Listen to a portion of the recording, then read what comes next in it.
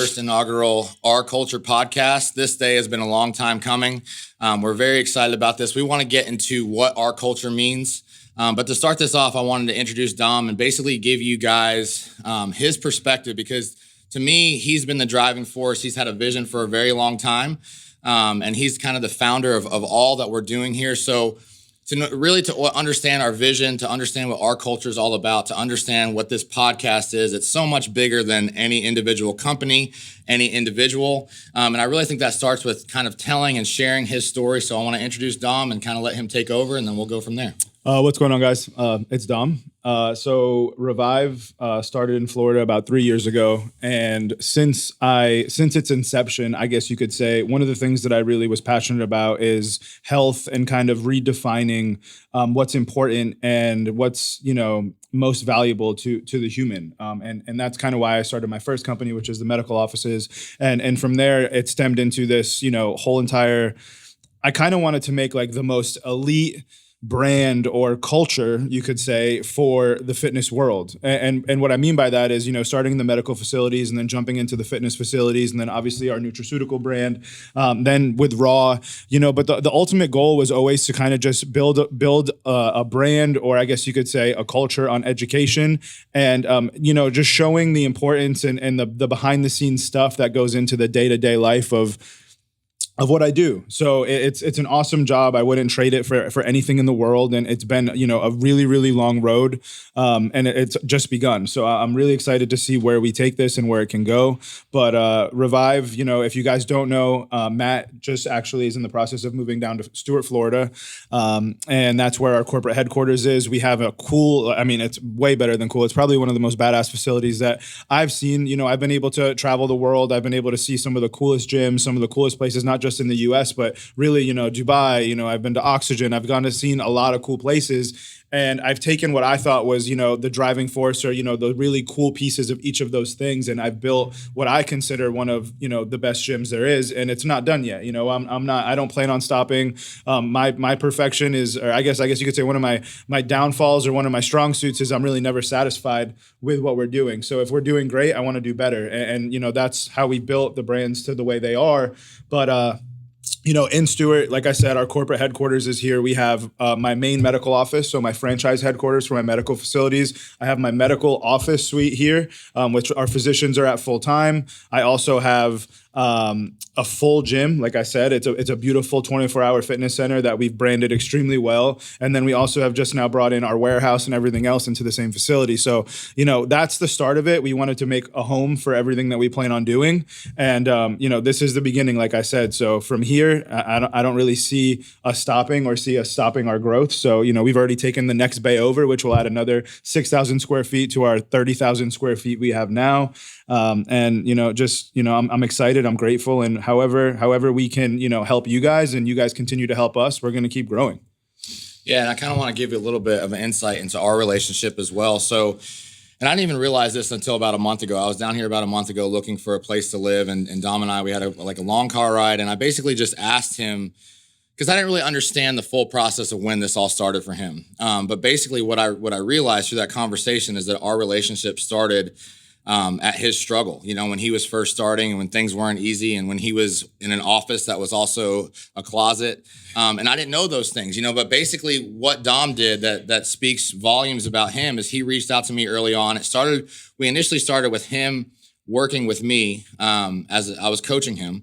And then I think within the first 6 weeks, he reached out to me and said, hey man, my businesses are starting to take off. I can't give you the commitment that I want to give you, but I want to continue to build a relationship with you. So that's how we started our relationship. At that point, I then started working with his Revive clinic and getting my blood work done and getting all that established.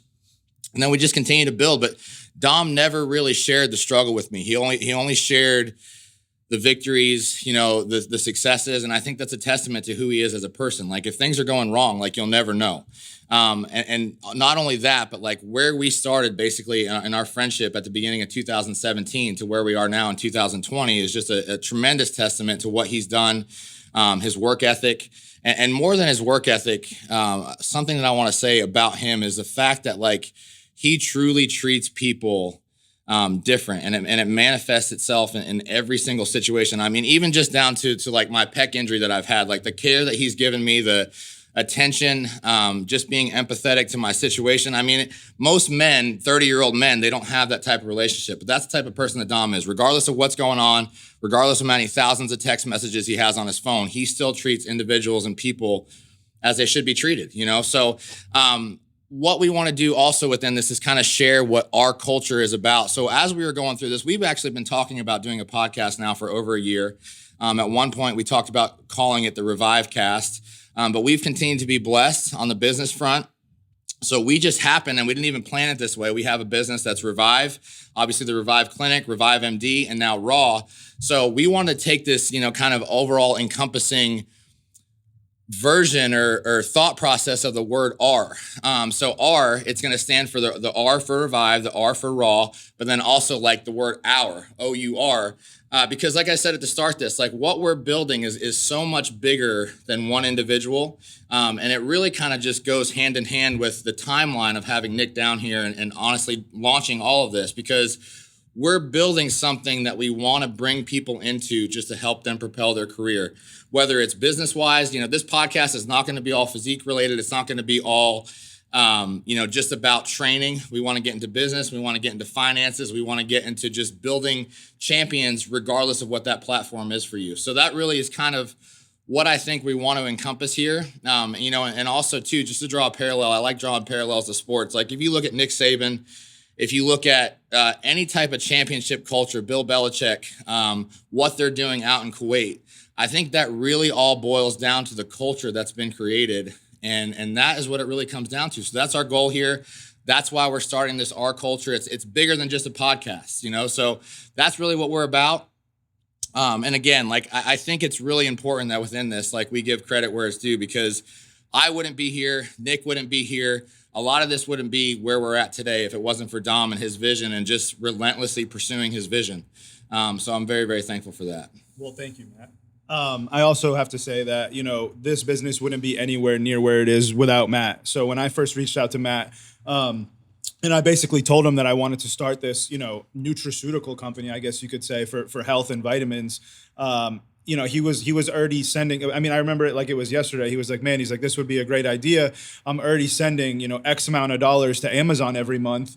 And it's costing my athletes a fortune. And I think that we can make these things better. And if it wasn't for Matt's relationships and it wasn't for, just his presence and his, I guess you could say, popularity in the sport, and how everyone knew he was health conscious, no matter how many assholes say that he isn't, or everyone's going to hate on someone who's more successful than them. So you kind of have to block all that shit out. But I totally, I was like, let's do it. This is the only person I would do it. And I tell him to this day, if it wasn't for him in the industry, I would have never went into the industry, because I really didn't care to. I to be totally honest with you, Revive Supplement Company isn't an income generator for either of us yet. And I don't care if it is right now. My main concern is still pushing the education, getting the best athletes, putting all the money that we make back into the brand, and just, making the most awesome fucking supplements and vitamins that we can. And, the third party testing, all the stuff that we're doing, it's not cheap. So, I definitely want to reiterate the fact that this podcast is not about our brands. It's not about Revive. It's not about Raw. It's not about my gym. It's not about my clinics. It's truly, truly, truly about the culture of the sport and the culture of the human being. So if you guys have ideas about people you want to see on the podcast, that, don't represent any of our brands, this isn't sponsored by our brands. This doesn't push our brand's products. You might hear us talk about business motives and formulating what we've formulated, but you're never going to hear us pitching our shit on this podcast. I have no desire to do that. Our products speak for themselves, so we don't need to make another platform for advertising. This is strictly to bring like-minded individuals together from all across the sport, whether it be whoever trains them, whoever sponsors them. I want this to be a totally unbiased podcast to where everyone can come together, everyone can talk like-minded individuals, and we can progress into the sport further, and I always bring this up to Matt because, with the podcast, what we also want to do is, these athletes that we fly in or, these, who they might not be athletes, they might be super successful business people, but whatever they are, we're going to tie in like a training session. So I don't know if you guys remember like muscular development in the trenches, like that's what I used to love to watch when I was, competing back in the day. And that's gone. There's not many people that do that. I think JTV does that a little bit. Jay Cutler does a great job of it. But we want to be able to have a podcast, sit somebody down, talk to them about what they're doing, what their goals are, what their aspirations are, and then after go straight into the gym and train and follow us through the training and follow us through, whatever we do when they're here, so you guys can see the full-blown culture behind it. It's not just a fake, podcast. It's not just a fake workout. This is a raw, full day being with, like-minded individuals. Yeah, so you guys are going to see an awesome series, and we're going to actually start off. We wanted to introduce this podcast, and we wanted to introduce what it's about. We're going to start off today. Actually, we're going to get a second podcast with Nick, which I think is going to be very, very powerful because you're going to learn a lot more about Nick and what drives Nick and Nick's heart, and not so much the muscle, So we're excited to start that. We've been logging and vlogging his entry here into Stewart and his move down here and what the first week has been like for him. And just like Dom said, like we want to build something for you guys that just attracts greatness. So within every person that we welcome here, that we welcome into town, whether you guys are associated with one of our brands or not, this is so much bigger than that. We want to just have a place where it cultivates an environment of building champions, whatever your realm is. So we're going to start today with Nick. I think you guys are going to enjoy that a lot. He is 3 weeks out of the Chicago Pro, which is his pro debut. And again, this is going to be about going so much further than just what you see on social media and what you see on, the perceptive that you see on social media, and really getting into the mindset, the heart, the emotions, the rawness of what he's about and what everybody's about that we bring into this room. Yeah, and I think one thing that I would like to go into before Nick gets here is basically, because we don't want to waste the whole podcast talking about what we thought about Nick. We want Nick to talk about himself and talk about, what his goals and aspirations are. So I guess you could say my personal opinion on Nick was, first of all, obviously most people know Nick for his physique, right? He looks insane. He's a freak of nature. He's definitely one of the most popular bodybuilders in the sport right now. But what people don't know about Nick is why he loves bodybuilding and what his goals are. And I think that's probably one of the most impressive things about Nick. So, obviously I was introduced to Nick through Matt. And Matt, basically we brought him on as an athlete for Raw. We brought him on as an athlete for Revive. And when we had Nick start, I mean, he had what, 30,000 followers. I mean, it was nothing, he was just a big dude. And, he took second place at, what was it, junior or USA's last year. Yeah. So, and what speaks volumes about Nick is really his work ethic. I mean, it's his work ethic, and I'm sure everyone has the bullshit comments about, oh, it's the drugs, it's this, it's that. I'd put my fucking money on anybody that no one is as regimented as Nick Walker is. I mean, I see it every day. So to give you guys an idea about how regimented Nick Walker is, he flew in. So he lives here now. He just moved here. He flew in, and in my office, unfortunately, my clinic is in the same spot as my gym, right? So my gym is open 24/7. So we usually train like right at 5, because at 5 o'clock, that's when I can turn the music up. Like I can put on, I like Meek Mill. So I put on Meek Mill radio right at 5 o'clock, and I blast the shit loud, and like I have the subs going like crazy. And it's the environment at 5 o'clock in the gym is a totally different environment than it is at 1. But Nick trains at 1. And that's it. There's no 1:05. There's no 5 o'clock. It's 1 o'clock. So I told Nick when he came here, I said, I'm sorry, but like, I can't get the environment right until 5. And he's like, I don't care. I train at 1. So Nick is in the gym with a bunch of 50-year-old people that are, basically like retired, that don't have jobs. And it's just Nick. And he's in the gym by himself training at 1 o'clock every day. If you're there at 1:05, he started at 1, and it's just, he has a system, he has a regiment. And what you don't understand about him is that's what makes Nick successful. That would make Nick successful in anything that he did, except he chose bodybuilding, and he chose the perfect sport for Nick because he is a genetic freak. So all the bullshit aside, the kid is where he is because of his work ethic, his repetitive commitment to doing the same thing day in and day out. And that's it. I mean, Matt, tell him about like the condiment thing. Like he's petrified to use anything besides mustard on his food because he doesn't want to change what works. Yeah. I mean, I could talk. I could talk about Nick for a long time, but he is as methodical and regimented as it gets. And before you guys want to throw stones or throw criticism at him for saying that's X, Y, and Z as to where he's at with where he is today, I would just encourage you to live perfect for a year, and see what you can accomplish, because that's what Nick does day in and day out. I mean, even with my wife.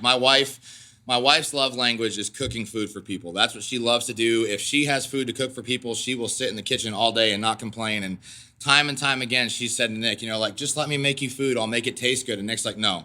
And it's not that he doesn't want Jordan to enjoy that.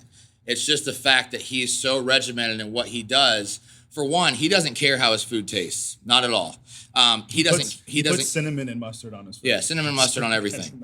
He doesn't care about what clothes he wears. No. He doesn't care about who's in the gym to watch him. He has such a the best way I could say it, he has such a childlike passion for bodybuilding. I can, and don't take this the wrong way, but I can kind of relay him to my son, because there's so much purity in it for him. Yeah. My son at the age of 3, he doesn't have a bone in his body to do things for the wrong reasons. Yeah, that doesn't mean he doesn't make mistakes, but he's genuine in every single thing that he does. And Nick is the exact same way. He's so genuine. If you're within his circle, he's going to let you know how much he appreciates you, and he's going to thank you over and over again. And it's genuine. That's how he is. And that's why we want to start with him, not only because of what Nick means to us and what Nick means to this culture and why we have him here, but because I really think that there's so much to be gained from learning from him, because there's nothing that he does is for vanity. He just simply wants to be the best in the world at what he's committed his mind to, and that's a beautiful thing. I mean, it really is. And there's so much just the ignorance is bliss within. What he's missing, quote unquote, missing out on right now, he doesn't care about, because he's so focused, he's so locked in, and he just wants to win. Yeah, no, exactly what he just said. I mean, and you'll see on the next podcast or later this evening, he's a good dude. I mean, he truly just wants. We pulled him out of where he was and brought him down here and brought him into this environment because we truly believe that we wanted to make sure that he didn't get swallowed up by the sport. And unfortunately, I mean, I know you guys have probably seen it time and time again with some of the best athletes in the sport. It gets to them, whether it get to, people getting in their ear or, not having the financial stability to be their best or whatever it is. We just wanted to make sure we pulled Nick out of New Jersey. And granted, thank you to his mom and dad, because I know it wasn't easy for you guys to let him come down here on a whim and just move and, not see your son. But trusting us trusting us to make sure that he was going to be healthy, he was going to be make the right decisions. But he's in the best place he can possibly be. He has no financial worries. He's making sure every day he has to wake up and just do his job, and his job is to be the best bodybuilder that he can be. So and we're going to keep him as healthy as we can. We do have great perks of being in a medical facility. We can do his blood work monthly. We can do lots of things to make sure his body stays on track and keeps him healthy throughout his prep. And that's really it. But, Nick is super grateful. You guys will hear a lot more about Nick, soon. But that's our first guest. That's kind of what made us start the podcast, because we really want to show you the environment here. We want to bring other people into it, and it's special. It really is. And it's hard for me to say that because I really don't like to brag about anything that I have to do with. I'm a big believer in tertiary marketing, where someone else will tell you about how good something is. And that's why I never even wanted to do a podcast. I never wanted to do anything like this. I never wanted to do business consulting, because I never thought that I was at the point where I was ready to do it until, everyone around me. I'm over here going like this, and then finally it just happens. Yeah, and it wasn't just Matt. A lot of people, I have tons of messages every day, hey, can I mentor you? Can I come to the office and just kind of sit around and see what you do on a day-to-day basis? But one of I posted that I was going to be doing a podcast. I think it was yesterday or the day before. And one of the questions that I got, and I just want to answer it now, that a lot of people kept asking me was, what made you start your first business, or how did you know it was the right time to start your business? And the truth is, you don't. What made me want to start my own business is simply I've never been able to work for anybody, and it's not because I'm a difficult person. I wouldn't say. I mean, my wife would probably argue that a little bit, but it's more so because when I do something, I have to do it with all passion and at 100%, or I don't touch it. And when I work for other people who don't do that, and it's very rare for people to be like that, right? I've met a few people in my whole life that I could say give 100% effort to what they do. And one of them is my mom. And if you guys know me, you guys have seen my mom on my Instagram. She is absolutely 100% the reason why or who I am today. And I give 100% credit to her for that. You know, she's mentored the best in the world. You know, she does consulting now. I've been able to I mean, nobody gets the firsthand education for business that I got. You know, I watched my mom since I was 4 years old, working 12-hour days like it was nothing. And she worked her way up from a cashier to, the executive vice president of a Fortune 500 company as a female. And, you guys know 25, 30 years ago, that was not really a thing. So I've watched her bust her ass. I've been in, a BJ's wholesale club at 2:00 in the morning when she was doing inventory, riding bikes around the store because I had nothing else to do and I was just bored. So I do have to give a lot or all the credit to where I am to her, honestly. But like I said, guys, there's no perfect time. Like, and going back to what I was talking about with the people, if someone's not giving 100% effort into something, I don't want to be anywhere near it. I don't want my name attached to it. So if I'm working for somebody and they're giving a half-ass representation of what they could do, why would I want my name attached to something that's giving a half-ass representation? I don't. So that's why you guys see, like, when it comes to Revive, when it comes to Raw, when it comes to my clinics, I don't really give a shit about any other company. I don't care. Like, people we get messages all the time. Oh, did you see this podcast about, talking shit about Revive or blah, blah, blah.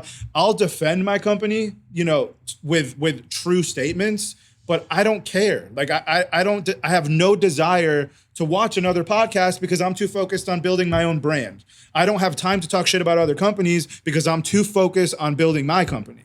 And if you guys have seen the growth of Revive and the growth of Raw, I mean, Raw's a month and a half old. Raw's literally, that's it. It's a month and a half old. Revive is a year old. We are doing things in a year that most companies don't do in 5 to 10 years. And it's because of the way that we treat people and the way that we do business. So going back to the initial question that you guys asked me, when is it right or when is the right time to start a business? There is no right time to start a business. You just have to find something that you're truly passionate about and just do it. And it's not going to work right off the bat. It didn't work for me. I vividly remember calling my parents when I first started saying, like, yo, I'm closing this shit down. Like, there's no people in here. I'm fucking closing. And who did I call? I called my mom. And my mom was like, you're out of your fucking mind. You're not closing this office. Because imagine, I got my doctorate. I moved from Atlanta with $250,000 in debt. And I'm like, I'm going to open this, anti-aging, wellness, regenerative medicine facility. And I was like, what the fuck are you doing that for? Like, go work for somebody. You have a doctorate, go work for somebody, get more experience. And at the time, I knew a lot of people and a lot of physicians that I respected, but I didn't know one that did it with everything they had. I didn't know one that was 100% all in. And I was like, I'm going to do it. I'm going to do it. I'm going to make it happen. And that's what I did. So it doesn't work right off the bat. You're not going to be super successful the second. I mean, some people are. I could say there's a handful of people that start a business and all of a sudden they're multimillionaires. But I think that there's so much more comes from doing it from scratch and all those failures in the process, right? Like, you learn from the journey, and the journey is the funnest part of the process. If I woke up the next day after I started my business and I was a millionaire and I could do whatever I wanted, I don't think it would have been as sweet, because all those failures and all those long nights and, miserable fucking days, they teach you how to excel. They teach you how to not quit, and there's a great saying that people say all the time. It's like, the person who's successful is the person who just didn't stop. They didn't stop. When they failed, they just kept going. And it's true, right? You just fail, you fail, and then you don't. And then when you don't fail, that's it. So the people who fail generally start working for the people who don't, right? Who don't quit. So there is no perfect time. Just start. If you want to do something, just fucking do it. And if it doesn't work, great. It doesn't work. But don't quit, and just keep doing it and doing it and doing it. And if you don't fix it after the 3rd or 4th or 5th or 6th or 7th time failing, then you need to reevaluate your plan, right? But most times it starts to work. Just the last thing I want to say really quick too, just to kind of go on with what he just said. So first conversation Dom and I had about Revive, it was on a Sunday afternoon. I was headed home from the gym. Dom called me and he said, man, I have it. Because like the conversation before that, Dom reached out to me and said, at some point, I want to help you transcend and get beyond just coaching. So he called me on a Sunday afternoon in January, said, let's do a supplement business, focus on health, focus on nutraceuticals. And I said, okay, I'm all in. Conversation number 2 that we had, which was on Monday, was we basically set the terms of our relationship, and we've held to those terms ever since. And these terms, like it's whether it's with your wife, your spouse, your loved one, your family, we committed to communicating with each other. To this day, we've still not had one argument. No. And I think that all comes down to our communication with each other. And then commitment number 2, before we talked about money, before we talked about finances, before we talked about products, we talked about treating everybody that we came in contact with how we wanted to be treated. And that doesn't mean that we're not stern with people. That doesn't mean that we don't come across people, get stuck into people. But also ultimately, that criticism is what's made us who we are as well. So we've also gone through that process. So, the commitment that we have to communicating with each other and then treating others like we want to be treated, like that, I think is the best business model you can get. The money, everything else that's going to come, if you commit to communication and then also commit to treating people how you want to be treated, you're going to be successful. And there's always going to be people who just don't want to see it. So it's funny. Like there's coaches that I would like to bring on board to Revive as athletes that just don't like Matt because Matt's successful. So, I mean, it's crazy because you have to think about it, right? Like this person is making it difficult for somebody or one of their athletes to get healthier because they have an issue with somebody like Matt because he's successful. So if you really dig deep into that, it's funny because it's the perfect explanation is I have people in my town that are just super fucking jealous that I made it, I guess, right? Like I became successful, I'm doing my thing, like I get to live how I want to live. And when I say I made it, like I don't mean financially, I mean it in a way where I get to wake up every day and do what the fuck I want to do every day. And granted, lucky for me, what I love to do every day is work. So I get to work every day.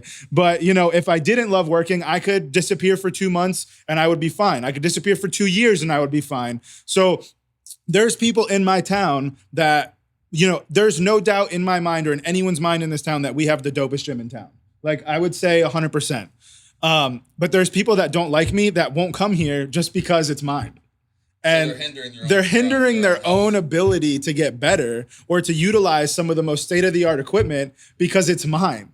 So the same thing that goes with Matt in the bodybuilding world. There are seriously some of the best athletes that are coached by other people that refuse to just bring our products in on and help their athletes by giving them a substantial discount on our products because they just don't like Matt because Matt's successful.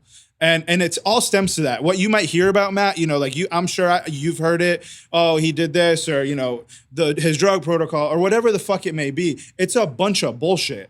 And I'll be the first one to tell you because I've watched Matt for years before I reached out to Matt. And anyone who's respectable in the industry will tell you the same thing. And if you've never met Matt, if you've never physically met Matt and had a conversation with him, then you should honestly just shut the fuck up because you have no idea what you're talking about because you don't know the man's his integrity. You don't know anything about him. So that's something that pisses me off because I'm new to this industry and I'm not stupid by any means, but I can see right through the bullshit. And I can see the jealousy stemming into, hate, stemming into shit talking that has nothing to do with the truth.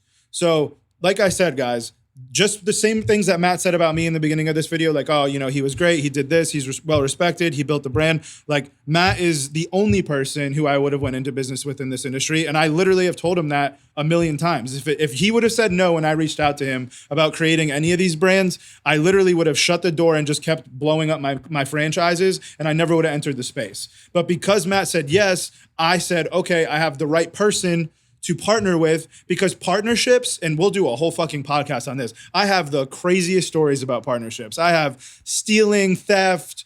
I mean, some shit you guys wouldn't even believe, but partnerships are 9 times out of 10, they don't work, right? 9 times out of 10 partnerships will never work out in the end. You'll end up hating the person you start working with. And every partnership that I've had that didn't go right was based off of greed. And it wasn't greed on my part. So I guess you could say that, like what Matt said, when we set those initial terms when we first started out working together, and that's why I set them because when I had met Matt, I was going through a fucking crazy lawsuit with someone who tried to take advantage of me because I had just started and I didn't know any better, and I kind of just was like, okay, I trust this person, and you don't trust nobody, in business and money makes people fucking sick. It makes people do things that you would never think they would do. So you have to have that fine line and that fine, I guess you could say, boundaries. And when I met Matt, that, like he said, the first conversation was, I want to do this. The second conversation we had was, these are the terms. And the terms were super fair. It's going to be, neither of us will make decisions without the other. We're going to be respectable. We're going to never do anything behind. And if we have an issue with each other, we're going to come to each other. Granted, we haven't had one yet, and we've been super lucky, and I'm knocking on the table as we speak. But as long as you set the boundaries and the precedences going forward, you really shouldn't have any issues. And like I said, Matt makes his own money, I make my own money, so we're really good and we don't have to worry about much. Yeah, there's really nothing more to add to that. So we're ultimately, guys, I hope you guys can see it in the passion that we have. We're really excited about this. When we committed to this, it's been a process because we wanted to do this right. We wanted to bring something to the table. That's something else too. Like, I've been very hesitant to do a podcast because I didn't want to do more of the same. I like podcasts. But again, I don't really have a ton of time to listen to them, but I know what's out there. And if we did this and we committed to it, just like we did with our companies, like, we wanted to bring something different to the table that was new, that was fresh, that was innovative, and ultimately something that's going to help you guys, with whatever your venture is. So this is episode 1. We're very excited about our culture. We want to just bring you guys into this. And hopefully, whether you're able to come here or not, hopefully you guys are. But if you're not, hopefully you're able to just kind of feed off of what we're bringing here, what we're providing, and then just cultivate that into your own culture of where you're at right now. Also, guys, if you want to see, or you have topics you want us to speak on, or you want a specific person to come on the podcast, please make sure that this is going to be on YouTube. Make sure you drop the video of this is going to be on YouTube. Drop the comments in underneath and say, hey, I want to see this person, or talk about this next time. We also have the Instagram. The Instagram is just Our Culture Podcast, all one word. Go on there. We'll put a thumbnail on there from the podcast. Please write the comments underneath there of things that you want to hear about, things you want us to talk about, issues you want us to talk about. It's all open, 100% transparency. I'll give you the worst parts of business, the best parts of business, the worst parts of opening Revive, whatever it might be. And same thing for Matt.